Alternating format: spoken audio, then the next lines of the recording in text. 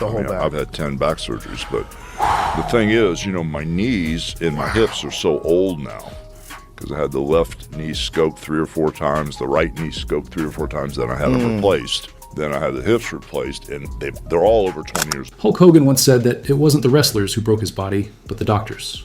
Now, after his passing, fans are not holding back their anger, blaming those who were supposed to save him. The same doctors, now being called killers by fans, have stepped forward to share their side of the story, and what they revealed about Hogan's final moments has shocked everyone. The truth about what Hulk Hogan said before he died has shaken the wrestling world to its core. Everything changed on July 24th, 2025. When news spread across the world and sent shockwaves through generations of fans who grew up chanting, "What you gonna do, brother?" Hulk Hogan, born Terry Jean Balea, passed away at the age of 71 from cardiac arrest at his home in Clearwater, Florida. But what most people didn't know right away was the deeply personal and heartbreaking story behind his final moments' words that revealed the real man behind the mustache, the bandana, and the larger-than-life image that had inspired millions. The morning of July the 24th, 2025, began like any other in Clearwater, Florida. But it became the day that forever changed how the world remembered one of its most legendary figures. Paramedics fought to bring him back for over 30 minutes, but he was pronounced dead at Morton Plant Hospital at 11:17 a.m. In the years leading up to his death, Hogan had become increasingly open about the painful toll that decades of wrestling had taken on his body. I was at the lowest point of my life. My personal life was destroyed. I was very mad at my daughter. I was upset over a situation. The wrestling legend revealed that he had undergone nearly 25 to 26 surgeries within just a decade. These included 10 back surgeries, several knee and hip replacements, shoulder reconstructions, and multiple procedures on his eyes and abdomen.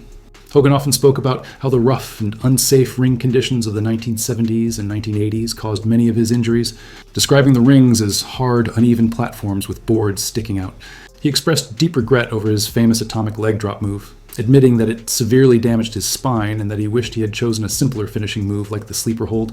But perhaps the most shocking of all were Hogan's claims of medical malpractice, which he revealed through lawsuits and public statements. In 2013, he filed a $50 million lawsuit against the Laser Spine Institute, accusing them of performing unnecessary and poorly executed surgeries that worsened his condition and cost him millions in potential earnings.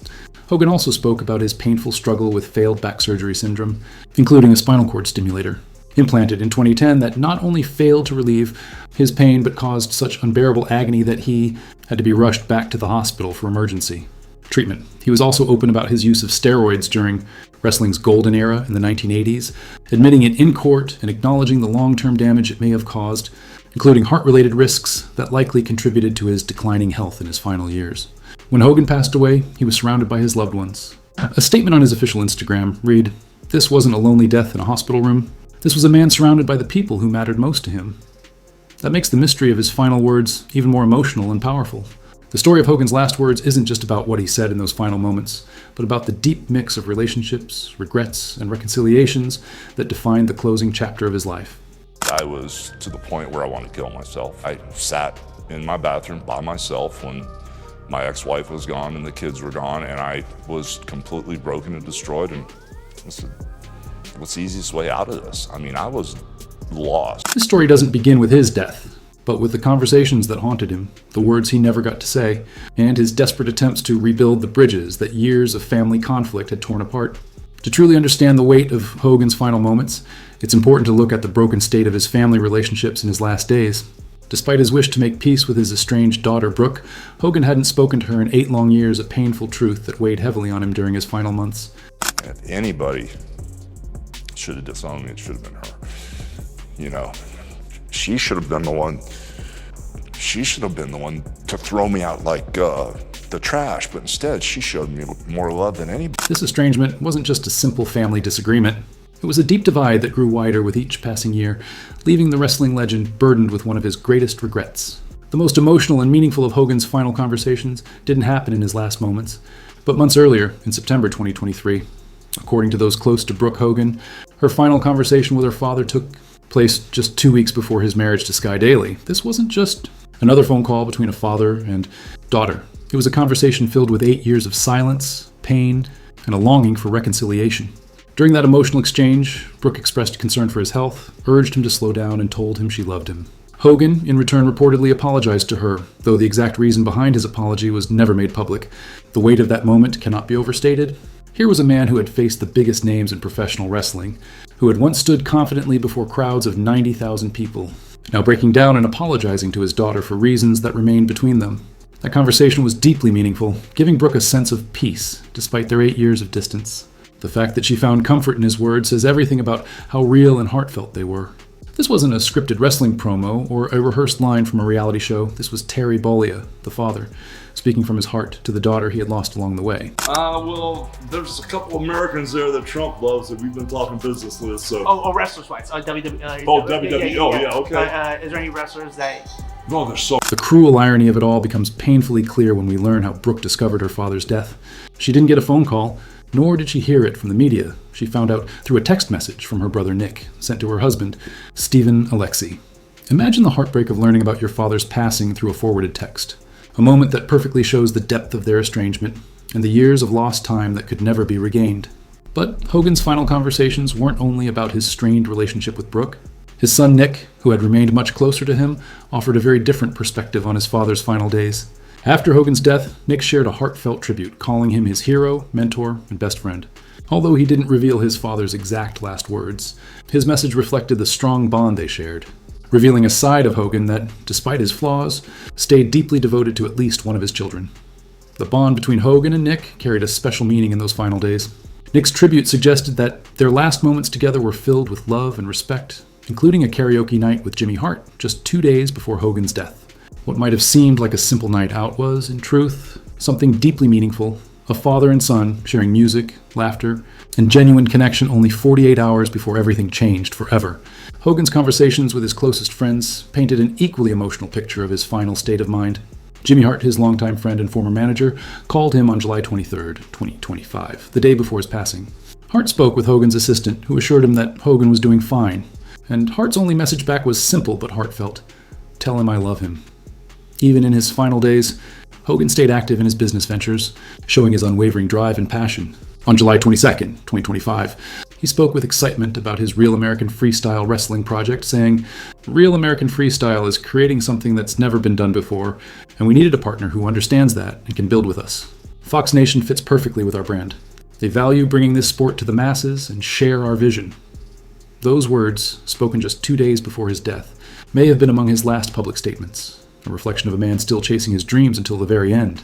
You gotta outthink the office, you gotta outthink the business, you gotta outthink the company. And once you get on that level, you gotta make your own breaks. In what turned out to be one of his final interviews, Hogan's passion for wrestling still shone as brightly as ever. When he talked about the new generation of talent and the future of the sport, his excitement was clear and genuine.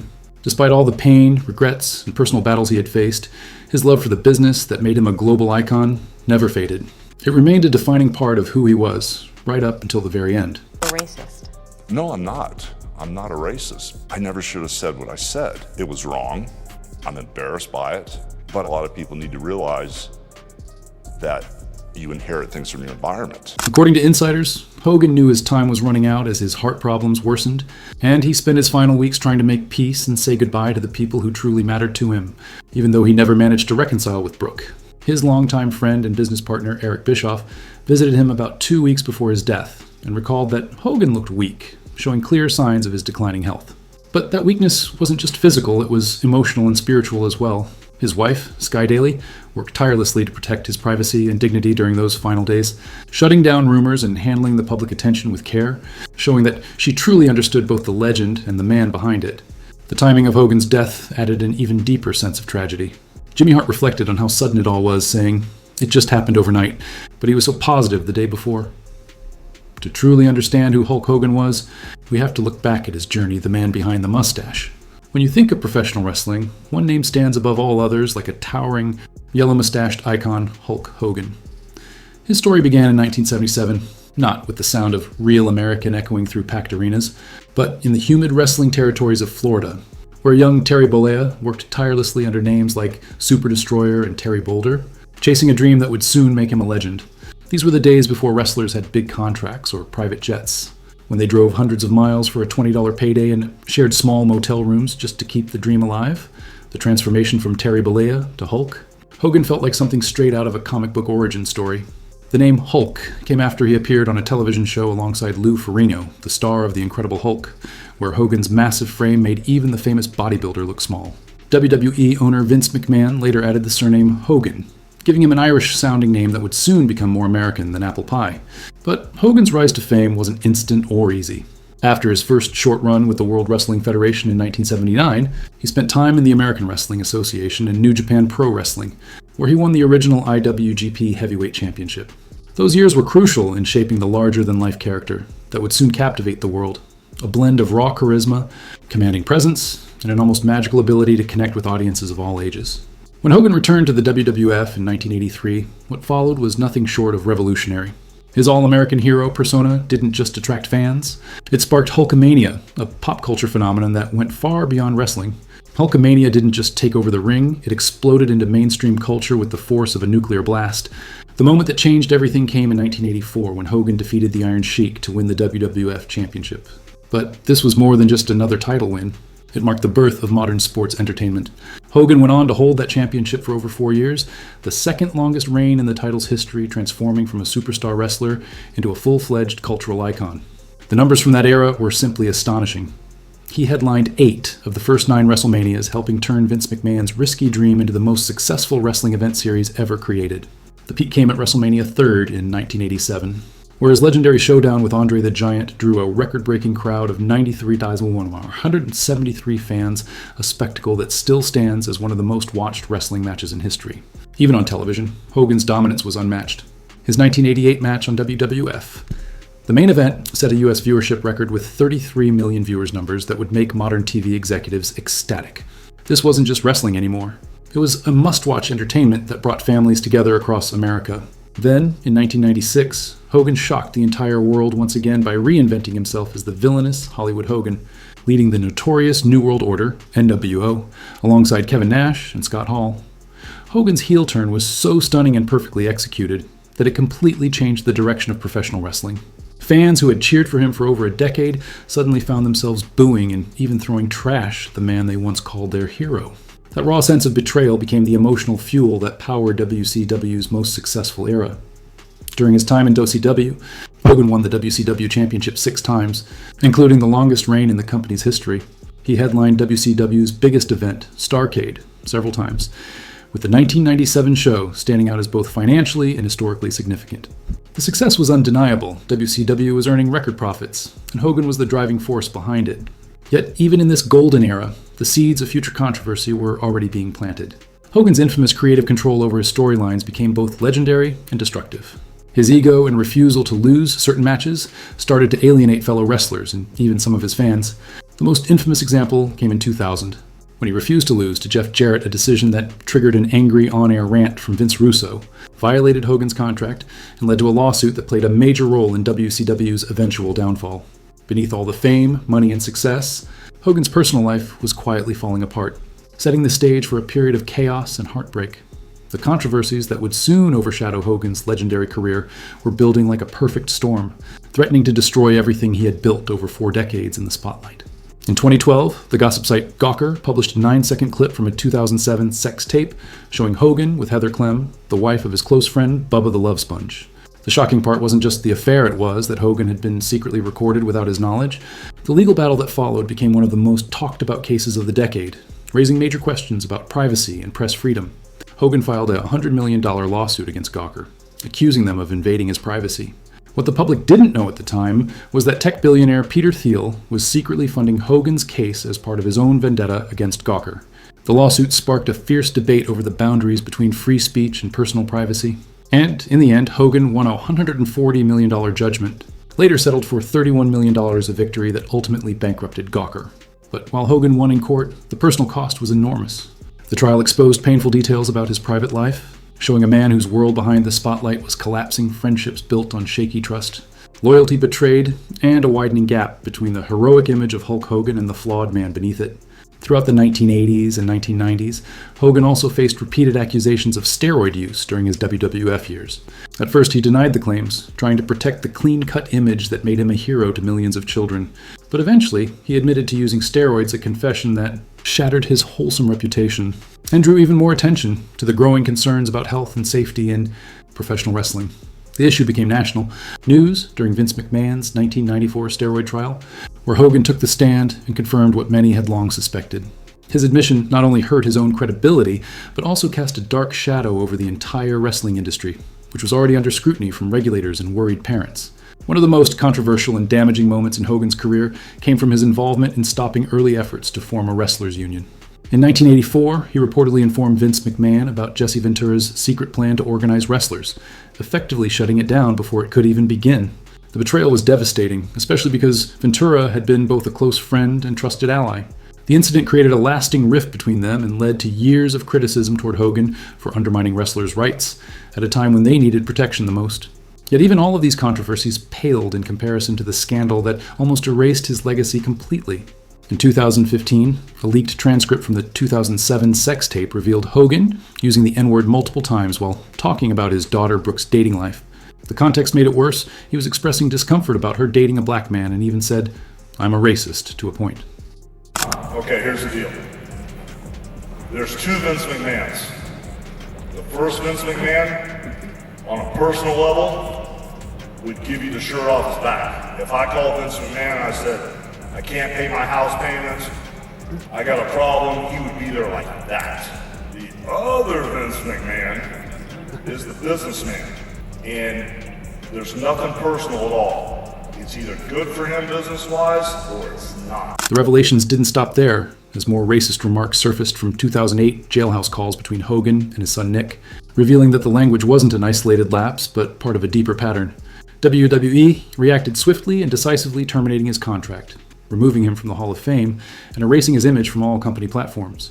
It was a stunning fall from grace for the man who had once been the face of the entire industry. Hogan's public apology in an interview with ABC's Amy Robach, where he admitted his words were unacceptable and claimed they didn't reflect his true beliefs, did little to repair his image. For many, the damage was irreversible. His passing years later wasn't met with universal mourning, but with reflection, a reckoning with how one of wrestling's most beloved heroes became a symbol of fame's darker side. Hypocrisy and the persistence of racism in American culture. And at the center of his story, through every triumph, betrayal, and downfall, stood the most complicated relationship of his life. His volatile, brotherly, and often destructive bond with WWE owner Vince McMahon. Well, it was almost shock because he was one of those guys who was larger than life. You just assumed, and he didn't appear to age. So you never thought that the last time you saw Hulk Hogan would be the final time you saw Hulk Hogan. This glimpse into McMahon's dual nature reveals not only the inner workings of the wrestling business, but also the essence of Hogan's conflicted place within it. Their relationship was a volatile mix of loyalty and rivalry, a partnership forged in ambition and fractured by ego, betrayal, and the relentless pursuit of power. Together, they didn't just transform professional wrestling, they redefined entertainment itself. Yet, behind the spectacle lay the industry's darker truths: exploitation, manipulation, and the moral sacrifices made in the name of success. As the world reflects on Hulk Hogan's death, his legacy remains fiercely debated. Was he the ultimate showman who inspired millions, or a deeply flawed man who failed to live up to his own myth?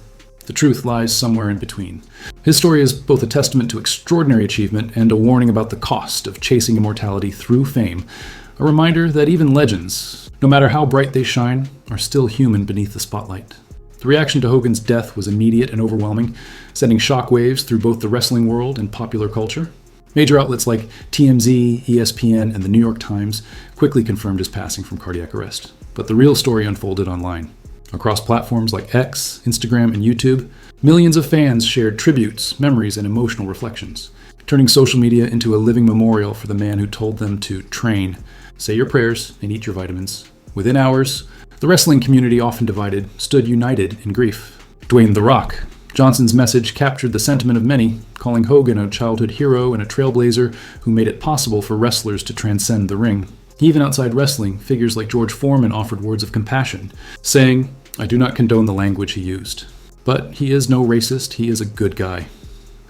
It was a statement that reflected the conflicted emotions of a mourning world, one that recognized both the man's flaws and his enduring impact.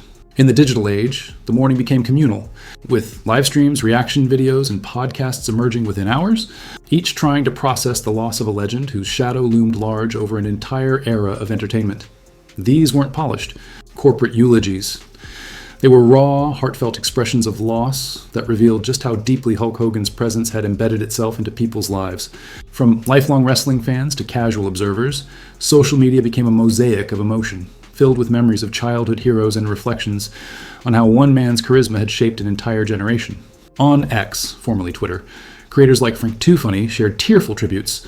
Or 10 Count Steve posted an emotional Hulk Hogan passes away video, and veteran broadcaster Sean Mooney offered a somber reflection on the passing of one of wrestling's greatest icons. Even RNoDQ.com hosted a live discussion panel, capturing the shock and sadness rippling through the wrestling community.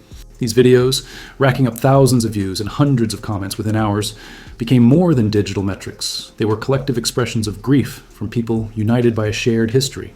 This wasn't just nostalgia. It was a cultural reckoning with the loss of a figure who had loomed over pop culture for nearly 50 years. Beyond the wrestling world, tributes poured in from celebrities, athletes, and entertainers, each acknowledging Hogan's unparalleled reach. Even mainstream outlets like Fox News and Variety joined in, their coverage serving as a reminder that Hulk Hogan wasn't merely a wrestling legend, he was a global icon whose shadow extended far beyond. The Squared Circle, outlets like Amir Celeb, reported that Hogan's family found comfort in the countless memories he left behind for millions of fans around the world. Tributes flooded in from every corner, from WWE legends and current superstars to Hollywood actors, musicians, and athletes, a testament to how Hulk Hogan had transcended wrestling to become a true global icon. Within the wrestling community, today's stars shared emotional reflections about how Hogan's charisma, passion, and larger-than-life persona inspired them to chase their own dreams, while fans across social media mourned not just the loss of a performer, but of the man who had defined an entire era of entertainment. In their official statement on X, formerly Twitter, Hogan's family expressed heartfelt gratitude for the outpouring of love and confirmed that he passed away peacefully, surrounded by those closest to him, a fitting end to a life marked by both triumph and turbulence. Even in his final moments, Hulk Hogan remained what he had always been, a unifying force who brought millions together under the banner of belief, spectacle, and heart. Among the many tributes, Brooke Hogan's stood out as especially poignant, sharing a heartfelt poem that read, "If you knew the dad I knew, you'd know he raised me well. He taught me folks are so much more than shades could ever tell." She offered a glimpse of forgiveness and humanity after years of distance, choosing compassion over resentment. A quiet yet powerful reminder that even the most fractured relationships can find peace.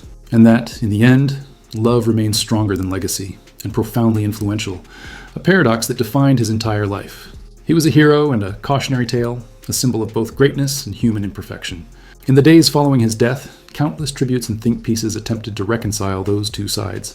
The charismatic superstar who inspired millions to believe in the power of Hulkamania, and the man whose personal failings served as reminders of the dangers of unchecked fame. His story, at its core, became less about wins and losses in the ring, and more about the moral battles fought outside of it: pride versus humility, ego versus redemption, legend versus man. For every controversy that tarnished his name, there remained a legacy of innovation, showmanship, and cultural influence that could not be erased. Hulk Hogan didn't just change professional wrestling, he changed the way the world saw it. And while the cheers have faded and the spotlight has dimmed, his impact, both the glory and the flaws, continues to echo across the arenas, the screens, and the hearts of those who grew up believing in the immortal words. What you gonna do, brother, when Hulkamania runs wild on you? Over fame, power, and pride. In his twilight years, Hogan appeared to seek not applause, but absolution, turning inward to confront the man behind the legend. His baptism in 2023 symbolized a spiritual rebirth, a final attempt to make peace with both his past and his creator. To fans who had followed his journey from the roaring arenas of the 1980s to the quiet reflections of his later life, this transformation felt deeply human. The closing act of a man who had lived larger than life, stumbled under the weight of his own myth, and ultimately sought grace. In death, Hulk Hogan's story stands as one of rise, fall, and redemption, a saga of how belief, fame, and forgiveness can coexist within the same flawed soul. His legacy, both celebrated and scrutinized, reminds us that even icons are mortal, but their stories, lessons, and impact endure far beyond the final bell. Not in the roar of the crowd or the flash of cameras, but in the quiet presence of loved ones, Hulk Hogan found his final piece. His last words were not an ending, but a transition from the booming voice of a living legend to the eternal echo of a life that transcended the ring. Though Terry Bollea, the man behind the mustache, passed away on July 24th, 2025, the spirit of Hulk Hogan lives on in every chant, every memory, and every lesson his journey left behind. The tributes that poured in across the world proved one timeless truth: legends never truly die. They evolve from heroes of the moment to symbols of endurance, resilience, and the human struggle for redemption. In the end, Hulk Hogan's story became more than that of a wrestler. It became the story of a man who fell, rose again, and left behind a legacy that will echo through generations.